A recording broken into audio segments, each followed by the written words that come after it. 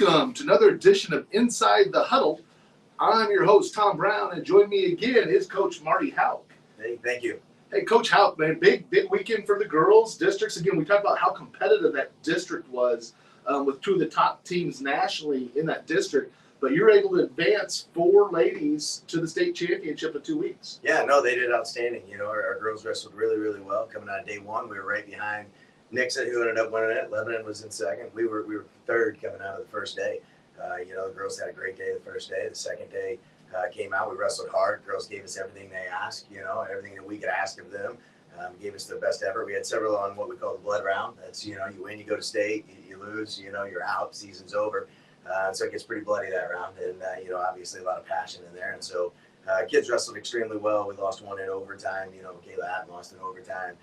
Regal wrestled well. I can go through, you know, Hawkins. I mean, our ladies represented us very, very well. So you got 4 of them going to state. All 4 went last year as well, right? Yep. And so you got 2 sophomores, a junior and senior. You got sophomore Kiera Cedarberg at 100 pounds, which again, I don't know if we're supposed to put the weight stuff on. Classification is good or not. Yeah. And then Ella Christopher, who again recently got her 100th win. She advances as a senior, and is it Victoria Wiley as a sophomore with 125, and then Serenity Tilford is a junior. Both again, everybody's advanced before, so they've been there before. Yep, and they put in the work in the off season. You know, these are the athletes that put in the most time in the off season as well. So they earn this. Nothing's given. You know, in this district, nothing's given. You know, and the ladies wrestled extremely well. I think, you know, Kiera starting down at the bottom and working the way through. You know, she led us off well. You know, she gave us everything she had every match, and she wrestled awesome. You know, we do a lot of match planning, you know, and so they got gold cards. So they tell us, like, what do we need to tell them, where they need to be before the match, what's the cues that they need from coaches. You know, they come up with those, they do that. And so feeding right off of that, what do they need, and they help us go. And, you know, like I said, Kiera started that off right on, you know, gave us a good kind of lead-off hitter, so to say. Did that, you know, Biddy punched her ticket to state. You know, was super excited because that was a win that we needed and we wanted. And so she was super excited just coming off that conference championship, first conference championship. And then she comes in and wins, qualifies for state, gets super excited, you know. And then Ella ended up, you know, her blood round match was 8-6. You know, we won it with about 10 seconds to go. We ended up getting reversal and some near fall to win that match. You know, and then Tilford completely dominated her way through. And then we saw somebody that's ranked in the nation. You know, we saw the Korean girl who's extremely well. You know, extremely good, you know, nationally ranked, and a couple-time All-American, and you know, we didn't get pinned by her, and so we met our goal. That was one of our goals that was on the card, you know, that she had, and one of those goals that she set forward, and we reached that, and so now we bring it to more offensive attack when we see her in the final of the state. Nice. And that's awesome, again, because we talked about it last week, is it's an individual contest, but it's also come back to team, so again, everybody plays into that. The voice is the camaraderie that you get there, building everyone up. So as you go into the state playoffs now, last time you gave us the update on how, you know, you're matching people up, all the things. So is that still what's happening now, or does it go into a more district format that each of the districts with the seeds then go in, and now it's like more of a bracket type of? So it's 16-man bracket now, and so now, you know, we've got the 80+ schools that, you know, are jumped into basically 16-man brackets. So top 4 from each district come out. The number 4 seed seeds the number 1 seed from another district. The 2 seed seeds a 3 seed. And those are all randomized, so you don't know. We won't know our girls' draws. I mean, we got an idea because there's 3, and we know it can't be the same as last year, so we've got it down to, you know, 2, kind of narrowed down. I've already got film on all of them. We've been breaking that stuff down as well. But, you know, so we will go in. We kind of got an idea who we're going to see, but that won't be officially released until Sunday after the boys. And then the boys' tournament and the girls' state tournament brackets will be released at 8 o'clock in the morning. Wow, that's exciting. So that's a great segue into the boys' side now. Again, they have their districts. They're going to be at Carl Junction. So again, you were up in Belton outside of Kansas City with the girls. Now you're heading all the way down to Carl Junction, and it's crazy. So again, because there's more programs in the boys program, there's 4 classes, and so the less teams in each district. But this district is so wide; it goes all the way to Pacific to Carl Junction. Yeah, I mean, and then you got West Plains out below. It is like a massive part of the state where everything else is kind of centered in their areas. Right, you know, and we got, you know, Jeff City. So you got Jeff City and Washington and Pacific Union, you know, kind of that northern side. And then you go all the way down to Branson and Carroll Junction and, you know, like you said, West Plains and those guys. So, But it's great competition. We've done it for years. It's one of those that when we get out, we expect a place. At state, there's been several times where we've taken 5 kids out of districts. 5 kids get to state and all 5 medal. Or 4 kids get out and all 4 kids medal. We've got some great seeds. I think Kinder's going to be a 1 seed. I don't see how he's not. He's wrestling really, really well right now. And so we got several kids that are going to look to get out, but we can just wrestle to our seeds. We won't know those seeds officially yet, but I've done the homework and I've got pretty much a good idea where they're at.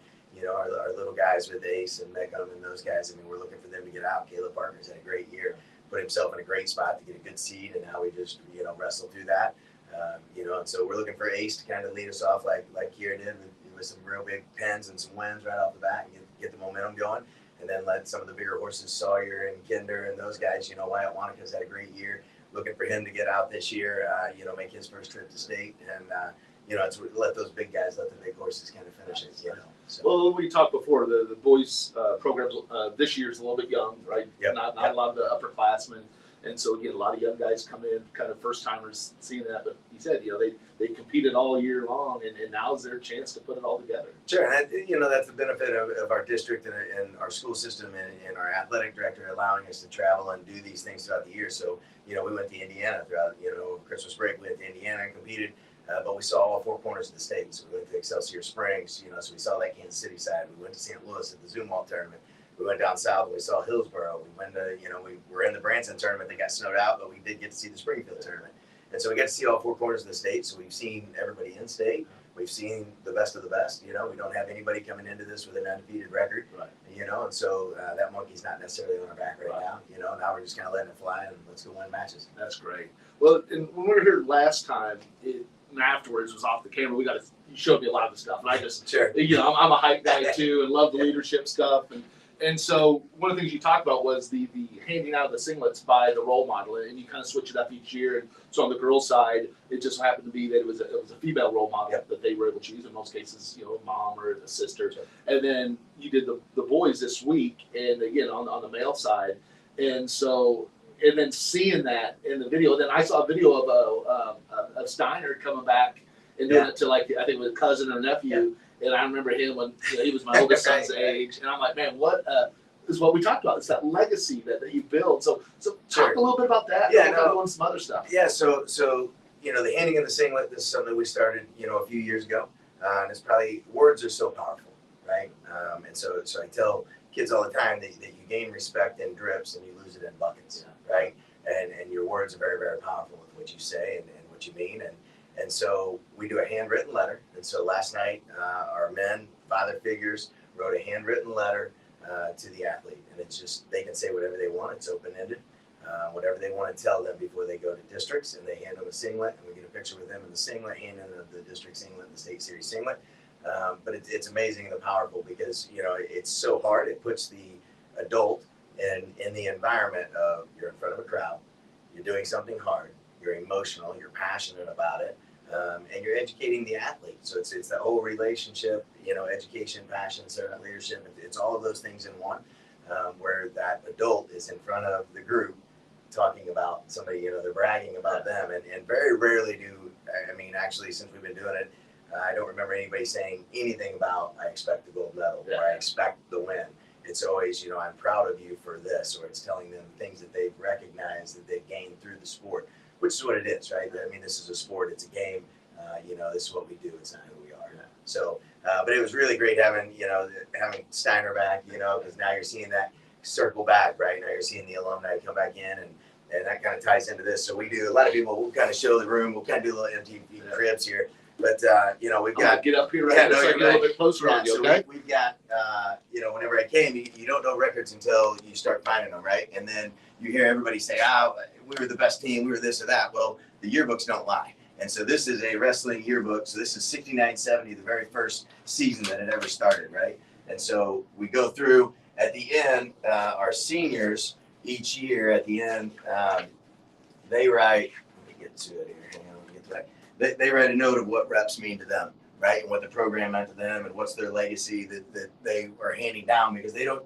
get to say their legacy. Right. That comes from us, right? We talked about that last time. But, and so they give back. The other thing is, so that's kind of like the oldest. So we got every year, throughout. But then we also, our youth club, we do baseball cards. And so this is the back. And so this, like, and I just kind of picked some random ones out of our leaders and some of the, so like Bob Stoltz started our program, right? And on the back, he was the first, and he's got his fight name, right? And the years that he coached and his record and all those things. You got Coach Knoll, right? Pioneer of the program, true ambassador of the sport. I still talk to him all the time, and his records and his accolades and how many state teams and those things that he had. Then you got, then we come into the current, right? Our current wrestlers all have a card. Then you got, like, this is our youth coach, Coach Fox, and what he did, 4-time state champ. He wrestled at Stanford. Like, his accolades are unbelievable as well. Right. And then you go into, like, Kate Campbell, right. And her records, Kate the Great, right. And, Coleman Brainerd.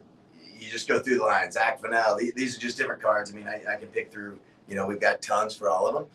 And so the youth club collects those cards throughout at tournaments, duels, whatever. They can collect those. And then if they do, they've also got a challenge where they can earn a top dog coin.